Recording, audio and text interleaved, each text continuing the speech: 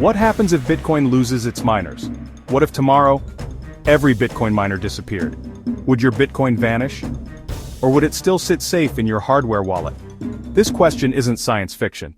It goes straight to the core of how Bitcoin survives, and what could happen if mining falls into the hands of just a few powerful players. If all miners quit, your Bitcoin doesn't vanish. It's still locked to your private keys. Your hardware wallet still proves you own it.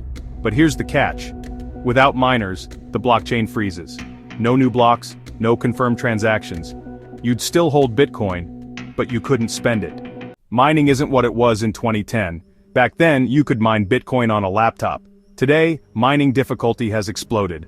Only large-scale farms with cheap electricity can survive. Solo miners, they don't stand a chance. That shift creates a risk. If mining concentrates in a handful of companies, the entire Bitcoin network depends on their mercy. So what happens if a few giants dominate? They could censor transactions, they could collude to double spend, or worse, a government could seize them and enforce rules on who can use Bitcoin. On paper, that looks terrifying, but Bitcoin has defenses built into its design. First, the difficulty adjustment. If miners quit, the network makes mining easier after approximately 2 weeks. That invites smaller miners back. The network is back stabilized. Second, pool mobility. Miners can leave a pool instantly if they found the pool abuses its power.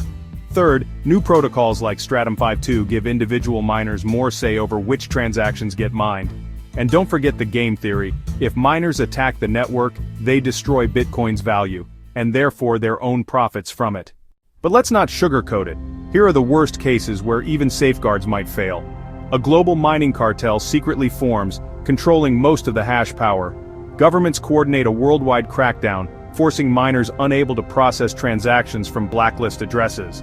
A permanent 51% attack by a state actor willing to lose billions just to break Bitcoin. A sudden death spiral if Bitcoin's price collapses so hard miners can't stay online. Or a failed social fork where users split into competing versions of Bitcoin, weakening the network. Not all risks are equal. Cartels and state crackdowns are the most realistic. Permanent 51% attacks are possible but very costly. The death spiral is mostly a myth. Difficulty adjustment mechanism has always saved the network. A failed fork could happen, but history shows the main chain usually wins. So what can you do? Self-custody. Always hold your own keys. Exchanges are risky and always the first targets in any crackdown.